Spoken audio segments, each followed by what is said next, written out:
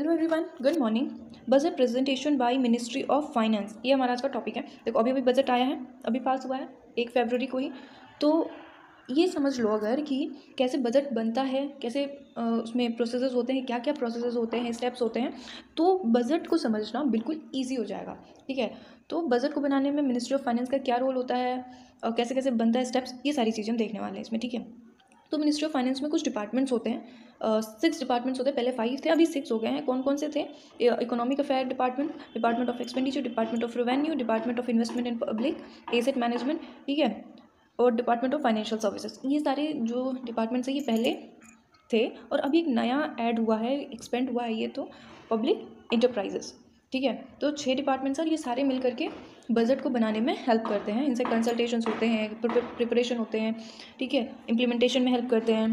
तो ये डिपार्टमेंट वाली बात समझ आई। इसमें 6 डिपार्टमेंट्स हैं, सारे मिलकर के काम करते हैं। नेक्स्ट इज जो हमारा इंडियन कॉन्स्टिट्यूशन है ना, इसके अंदर यूनियन बजट नहीं लिखा गया, इसके अंदर लिखा गया एनुअल फाइनेंशियल स्टेटमेंट। ये आता है किसके अंदर में?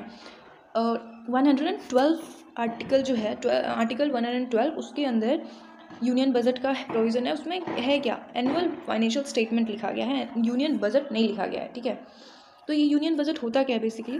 ये रिसिप्ट्स और एक्सपेंडिचर्स जो होते हैं ना, जो भी हमारे रेवेन्यूज आते हैं, एक्सपेंडिचर्स होते हैं, उन सब का एस्टिमेट होता है ये। और एस्टिमेट मतलब एस्टिमेट्स निकाले जाते हैं और उसका स्टेटमेंट जो होता है वो बेसिकली यूनियन बजट होता है। बात समझ में आई कि यूनियन बजट होता क्या है? जो रिसिप्ट्स और एक्सपेंडिचर्स के एस्टिमेट्स निकाले जाते हैं, उनकी जो स्टेटमेंट होती है वो हमारा बजट होता है। मतलब बेसिकली इसमें रिसिप्ट्स और एक्सपेंडिचर्स क्या क्या हुए हैं, कहाँ कहाँ खर्च हुए हैं, ये सारी चीज़ें बताई जाती हैं।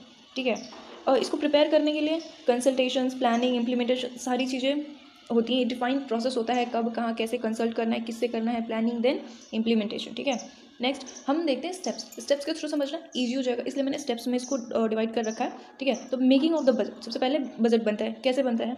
तो फाइनेंस मिनिस्ट्री जो है इशू करती है एक circular to the ministries. Circular ये इशू करती है और ये सर्कुलर जो है कहाँ कहाँ जाता है? मिनिस्ट्रीज़ के पास जाता है, स्टेट्स के पास जाता है, यूनियन टेरिटरीज़ के पास जाता है, ऑटोनोमस बॉडीज़ के पास जाता है, जैसे फाइनेंशियल इलेक्शन कमीशन वगैरह जो हो गए, ये इन टाइप के बॉडीज़ के पास जाता है और उनसे एस्टिमेट्स मांगा जाता है फॉर द कमिंग ईयर। ठीक है, आफ्टर द प्रपोजल रिसीव्ड, जब प्रपोजल रिसीव हो जाता है, मतलब इनसे हमने एस्टिमेट्स मांग लिया, मतलब फाइनेंस मिनिस्ट्री ने सर्कुलर इशू करा और उसमें इनको अपने एस्टिमेट्स बताने थे। ठीक है, अब उसके बाद क्या आता है? ये अपने एस्टिमेट्स बता दिए, अब ये सारा कुछ जाएगा रेवेन्यू सेक्रेटरी के पास। वो इन चीज़ों को थॉरोली रिव्यू करेंगे और उसके बाद ये टॉप ऑफिशियल्स को भेज देंगे, जो गवर्नमेंट के टॉप ऑफिशियल्स हैं उनको भेज देंगे और वहाँ पे फिर डाटा अप्रूव होगा और वहाँ से कहाँ चला जाएगा? फिर फाइनेंस मिनिस्ट्री में चला जाएगा। यहाँ फाइनेंस मिनिस्ट्री से कहाँ गया था? रेवेन्यू सेक्रेटरी के पास। रेवेन्यू सेक्रेटरी ने फिर हायर ऑफिशियल्स जो हैं, टॉप ऑफिशियल्स गवर्नमेंट में है जो, उनको भेजा और फिर वहाँ से अप्रूव होने के बाद वापस से मिनिस्ट्री ऑफ फाइनेंस के पास आ गया, फाइनेंस मिनिस्ट्री के पास आ गया।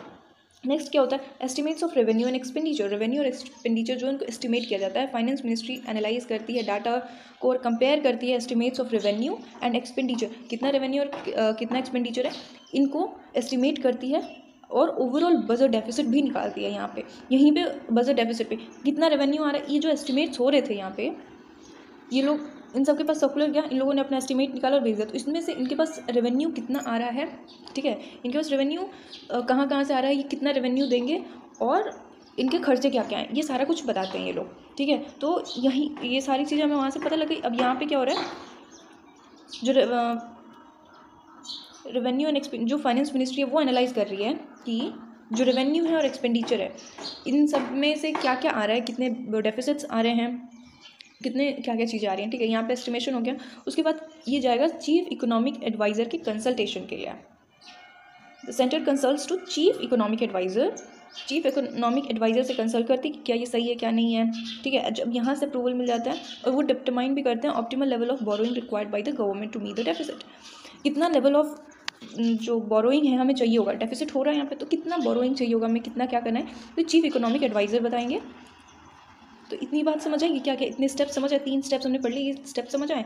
नेक्स्ट देखते हैं, जब डेफिसिट के लिए बोरोइंग कितना करना है, क्या कितना नहीं, पब्लिक से करना है, फॉरेन गवर्नमेंट से करना है, या फिर प्रिंट मनी करना है, क्या करना है, ये सब कुछ मैंने बता रखा है कि कैसे डेफिसिट्स को फाइनेंस किया जाता है। तो उस वीडियो में देखना। ठीक है, तो ये चीफ इकोनॉमिक एडवाइज़र ने बताया कहाँ से क्या एस्टिमेट आया है और बोरोइंग कितनी करनी चाहिए कितनी नहीं है डेफिसिट्स को मीट करने के लिए। नेक्स्ट जो आता है वो रेवेन्यू एलोकेशन। यहाँ पे सारा कुछ हो गया है। अब रेवेन्यू कहाँ से एलोकेट करना है, कैसे एलोकेट करना है, चीफ इकोनॉमिक एडवाइजर ने हमें बता दिया है, हमें मतलब फाइनेंस मिनिस्ट्री को बता दिया है, उन्होंने अपना एडवाइस दे दिया है, ठीक है।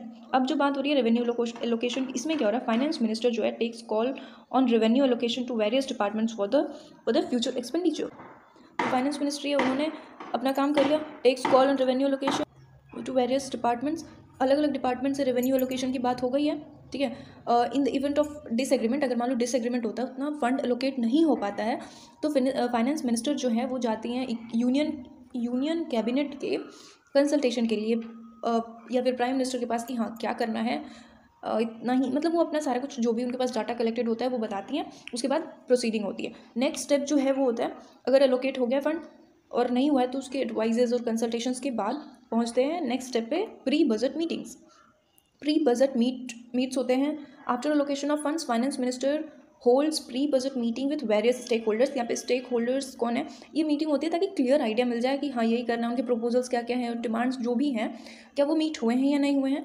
तो वेरियस स्टेक होल्डर्स से वो मीटिंग करती हैं। हम अभी हमारी फाइनेंस मिनिस्टर कौन है, निर्मला सीतारमन जी, तो वो अभी स्टेक होल्डर्स से मीटिंग करेंगे। स्टेक होल्डर्स मतलब कौन कौन हो सकता है, इसमें स्टेट रिप्रेजेंटेटिव्स होंगे, ठीक है, और इसमें एग्रीकल्चरलिस्ट होंगे, मतलब जो बैंकर्स, एग्रीकल्चरल्स, इकोनॉमिस्ट, ट्रेड यूनियंस, इन सब के जो टॉप ऑफिशियल्स हैं वो जाके उनकी मीटिंग होगी फाइनेंस मिनिस्टर से, ठीक है। और क्लियर किया जाएगा यहाँ पे कि क्या यही प्रपोजल्स थे, यही डिमांड्स थे और वो पूरे हुए हैं या नहीं हुए, ठीक है। जो नेक्स्ट स्टेप है वो आता है final call following the conclusion of pre budget meets जो है वो हो गया, वहाँ से कंक्लूजन आ गया, अब फाइनल डिसीजन होगा। The finance minister makes the final decision on the demand of various stakeholders after extensive consultation with PM। PM से वो कंसल्ट करेंगे, स्टेक होल्डर से हो गया, वो PM से कंसल्ट करेंगे और यहाँ पे सारी चीज़ें फाइनल हो जाएंगी।